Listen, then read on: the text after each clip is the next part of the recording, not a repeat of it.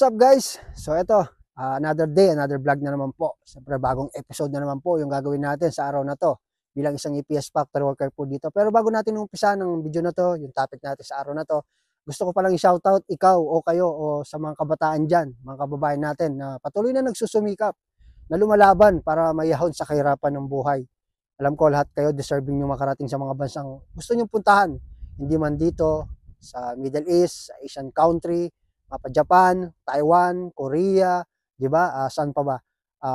Qatar o saan pa ba? Mapa Europe country o sa Amerika, ganyan. Basta alam ko lahat kayo may mga gustong destinasyon na mapuntahan at syempre mapagtrabahuan na rin. Pero syempre bilang isang EPS Factory Worker po, nandito tayo sa bansang South Korea. Ang pag-uusapan natin Korea. So yung pag-uusapan natin guys, yung chance po, yan, yung opportunity. Kasi marami sa inyo guys, nakikita ko ngayon at nababasa sa mga social media, mapa TikTok, mapa FB page man yan, YouTube man yan. Maraming mga kabataan na talaga nang gustong makarating dito sa South Korea. Pero despite sa mga nakikita kasi nila, parang sinasabi nila na, ay wag na muna, tsaka na, di ba? Parang hindi pa sila ready. Pero gustong-gusto nilang gawin yung bagay na yun. Pasensya na, nabubulol si Kabulol, malamig talaga. Ginawa ko tong video to para po makapag-update po ako sa inyo. Lumabas pa ako ng aking kulungan, ng aking aula. Dito tayo sa likod ng bundok ba to? Yan. O kung mapapansin nyo, may palayan po tayo. So grabe, kung nandito po kayo, nararamdaman nyo po yung lamig ng hangin dito. Hindi kayo tatagal, pero tinitiis lang natin para po sa inyo. So magpatuloy na po tayo sa topic natin ito. Bakit ko nasabi yung opportunity o yung chance? Kasi marami mga kabataan na sinasabi, ay gusto kong marating sa ganitong bansa, sa ganitong taon, sa ganitong panahon, sa ganitong edad, pupunta ako doon. And then may mga iba naman ako nababasa na, ay hindi pa sa akin yung Korea, hindi pa ako ready, hindi pa ako handa, di ba?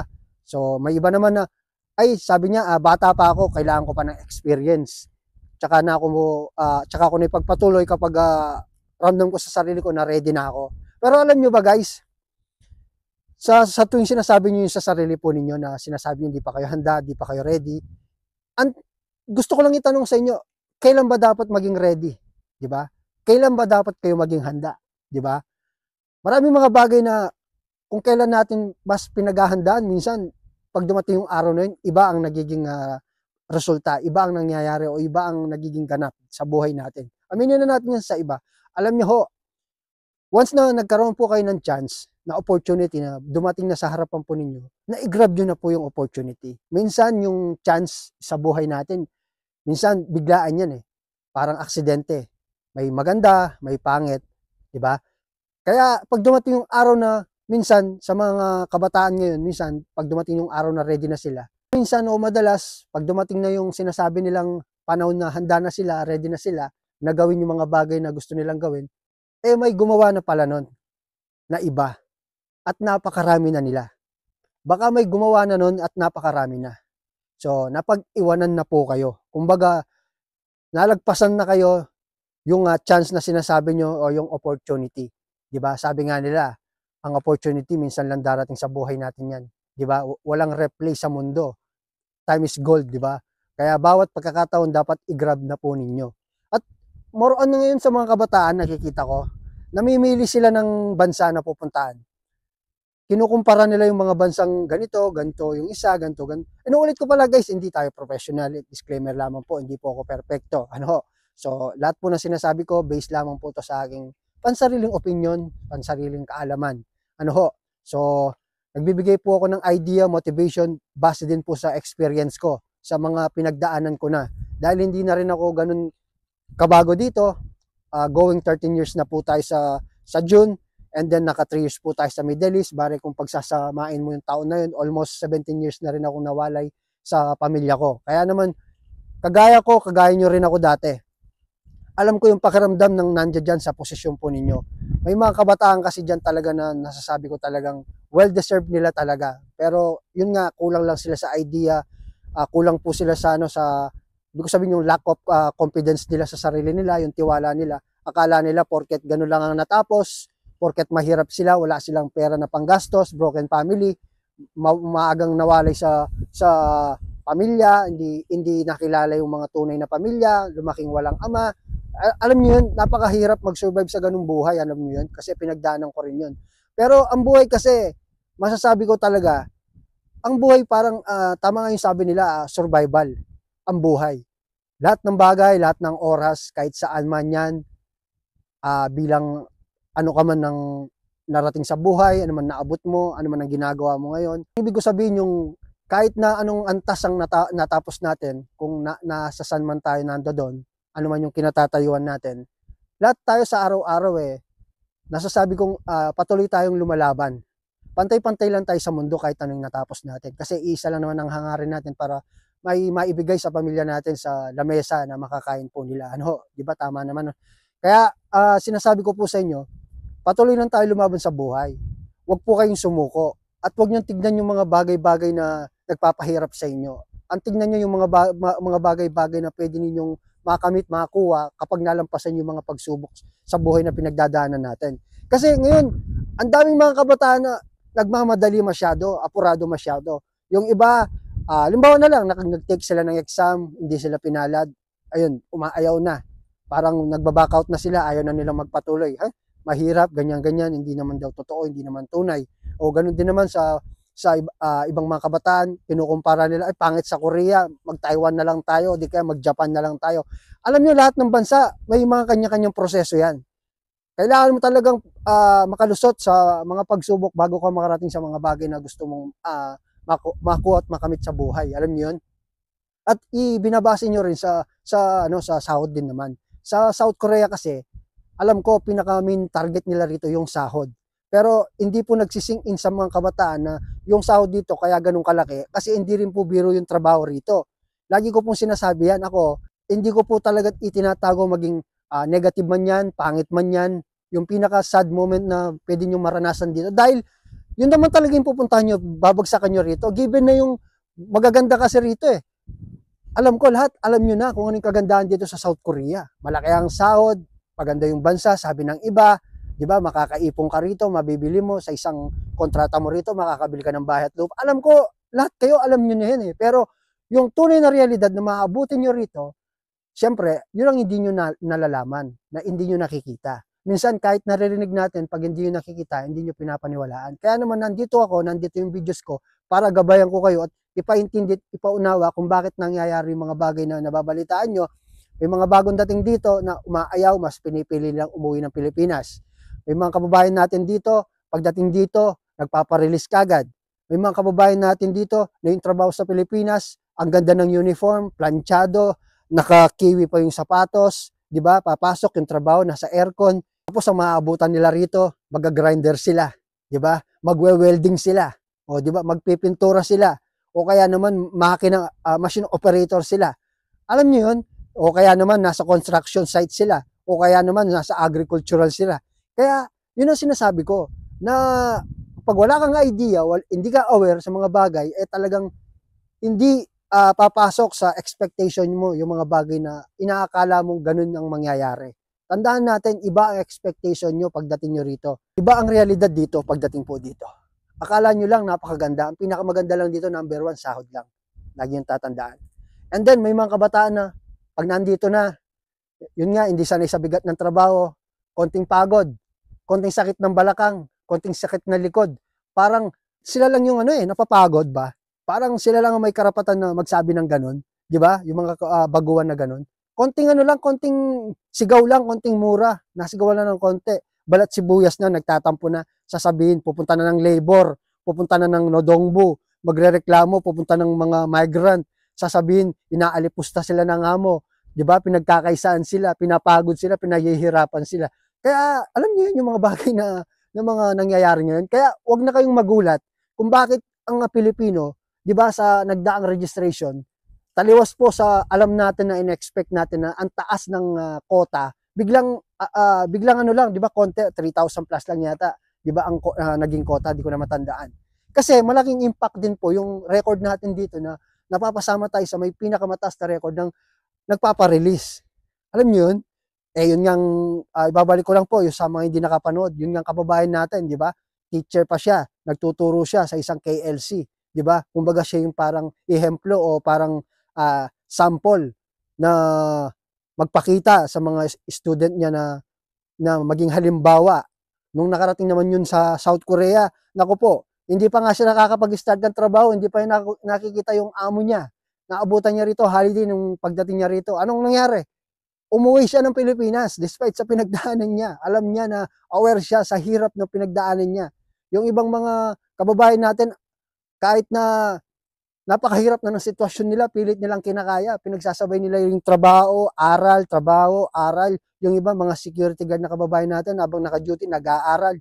Yung iba, hindi na nga pumasok para lang makapag-take na registration. Pero, pinili pa rin niyang umuwi.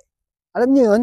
Yun ang sinasabi ko para aware po kayo kasi hindi siya aware sa naabutan niya. Kumbaga yung expectation niya versus sa reality, ang kinalabasan disappoint siya kasi masyado siguro siyang nag-expect ng mataas. Kaya naman sa mga gustong makarating po rito, lagi yung tatandaan sa sarili nyo, yung pagod, yung pangit ng company, yung pangit ng mga kasama sa trabaho, yung pangit ng maabutan mong trabaho, madumi, mahirap, mainit o malamig, kung nasa indoor man yan o outdoor yung trabaho, kahit na hindi mo yun tinrabaho sa Pilipinas, kasama yan lahat, yung mura at saka sigaw, yung sibal, sikya, naman, kasama yan lahat sa sahod natin. Lagi nyo lang iisipin, pag dumating yung point na nandito na kayo, nagtatrabaho na kayo, pag dumating yung point na hirap ka na, pag dumating yung point na sobrang pagod mo na, pag dumating yung point na ang hirap bumangon sa umaga, gawa na ang sakit ng katawan mo dahil napagod ka kahapon o sa mga nagdaang araw ng pagtatrabaho. Lagi mong iisipin, kung tatrabahuhin mo yan sa Pilipinas, umaga at gabi, kahit mag-construction ka pa, maghalo ka pa, maging mason ka pa, kahit anong trabaho, anong racket ang maisipan mo, sa tingin mo, kikitain mo yung 80 plus thousand hanggang 150k month sa isang buwan. Alam nyo yun? Yung iba, sinasabi, yung isang buwan na sahod dito, isang taon na sahod na sa Pilipinas. Yan lang ang isipin natin. Yun ang isipin nyo. Sige. Sige nga. Maghalo ka ng simento sa labas ng umaga. Mula alas 7 hanggang alas 4 o kaya naman alas 8 hanggang alas 5. Sabihin na natin may pahinga ka. Kikitain mo ba yung ganung kahalagang pwede mong kitain sa Korea? Tapos yung tinrabaho mo, masasabi mo bang mas mahirap ba yung tinrabaho mo kaysa sa nagko-construction na naghahalo na simento sa ilalim ng terik ng araw? Guys, yan po yung isipin natin pag nandito na tayo. Huwag po kayong maging maarte. Sa mga maarte, hindi po rito nababagay dito sa South Korea. Ano ho? Kailangan dito cowboy ka, marunong kang mag-adjust sa lahat ng bagay, sa lahat ng oras. Dahil yun nga, dayo tayo dito. Tayo ang pumunta rito. Diba? Ba't ka pumunta ng Korea kung pagdating mo ng Korea, nagre-reklamo ka? Diba? So sana guys, ang video to, hindi ko po kayo dinidiscourage, hindi ko po sinasabihan kayo na mawalan po kayo ng gana sa pagpunta rito sa South Korea. Ang tanging sinasabi ko po ay para mas mapaghandahan po ninyo at magtagal po kayo dito sa South Korea. Ano ho yun? Parang ano lang yan, kailangan mong alagaan yung sarili mo, yung healthy living mo, di ba? Yung tipong pagod ka na pero gusto mo pa rin mag-overtime dahil iniisip mo yung pera na pwede mong kitain. Pero ang hindi mo alam, ang katawan mo, once na malakas yan, di ba, healthy, fit to work, mas madami kang pwedeng kitain na pera. Di ba? Parang yung nababasa natin sa Facebook, yung unggoy, pag binigyan mo ng saging at pera, ang kukunin niya yung saging. Kasi hindi niya alam na yung pera, pwede siyang bumili ng mas maraming saging. Parang ganun lang po yung dito sa South Korea. Kumbaga, kailangan natin talagang makita kung ano yung totoong buhay, totoong realidad na pwede nating makita dito. Huwag po kayong magpabulag, magpasilaw sa laki lang ng sahod. 'Di ba? Lagi niyong isipin, hindi magbibigay ng napakalaking sahod ang South Korea at hindi siya mag-allowed ng walang experience at walang educational background na mataas at kikita ka at sasahod ka ng ganong kalaki. So ang ibig sabihin, nasa trabaho 'yon, 'di ba? Talagang mapapalabang ka pagdating sa trabaho. Kaya swertihan lang sa mga napuntang company rito na napakaganda yung napuntahan po nila. So So sana guys, yung mga paalala ko sa inyo, so sana magsilbing daan po o tulay para sa pag-abot ng mga pangarap po natin. Alam natin na hindi ganun kadali matupad yung mga pangarap natin. Kahit anong bansa, sabi ko sa inyo, may proseso yan, kailangan nating malampasan. Siyempre, pag tinutupad natin yung mga pangarap natin, maraming mga tao dyan na talagang haharang sa daanan natin. Yan na yung mga problema, samot saring hindi natin maintindihan na dumadating, parang hinihila tayo pababa. Ngunit syempre, kung may goal ka sa buhay, may gusto kang patunayan sa sarili mo, sa mga taong nag-down sa'yo, at lagi mong inaalala na pagdating ng araw, pag walang-wala ka na, kahit isa sa kanila walang tutulong kapag zero balance ka na, di ba? So hindi naman habang panahon, malakas ka. So gamitin natin yung kalakasan natin ngayon, yung kabataan nyo ngayon, yung edad nyo ngayon, para i-explore nyo yung kakayahan po ninyo. Di ba? Kagaya na sabi ko, ang buhay, araw-araw parang nakikibaka tayo. It's a survival. Every day it's a lesson. Kailangan may matutunan tayo. Di ba? Wala namang madali sa mundo. Lahat pinaghihirapan. Mas matamis yung tagumpay pag may pinagdaanan tayong hirap. Kaya wag kayong susuko basta-basta. Tibayin yung loob nyo kahit ilang beses man kayong madapa sa pagpaparegister sa exam. Pag talagang gustong-gusto nyo, pag ready na at okay na lahat, may kanya-kanya tayong tamang oras sa buhay. Ibibigay sa inyo yan ng Panginoon. Ipagkakalob sa inyo ni God. Basta't pakita nyo sa Kanya na deserve nyo po yung slot na yon para sa pamilya po ninyo. Alam niya kung ano mas maganda para sa atin at magiging pangit sa hinaharap. Kaya magtiwala lang kayo. At most especially, sana maintindihan nyo yung pananagalog ko sa mga hindi nakakalam. Kapampangan po si Kabulol.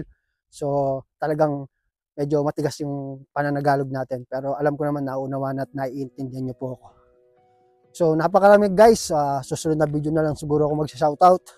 So sa tingin ko guys, hanggang dito na lang. Maraming salamat sa panonood ng videos ko. Dito ko na siguro tatapusin ang aking kwento. So magkita-kita tayo muli sa susunod gagawing video. Lagi niyo pong tatandaan, walang imposible sa mundo. Walang permanente. Anumang oras, pwede may magbago at pwedeng magbago ang buhay natin. Samahan nyo lang ng dasal, tiwala sa sarili, at lagi nyo lang galingan sa buhay. So, shoutout na lang po sa lahat. Hindi ko dala yung kopya ko. So, yun. Magpatuloy lang kayo at syempre, galingan mo lang sa buhay, tol. It's me again, Christoph TV Channel. Kita-kits tayo sa susunod gagawing video. Annyeonghaseyo.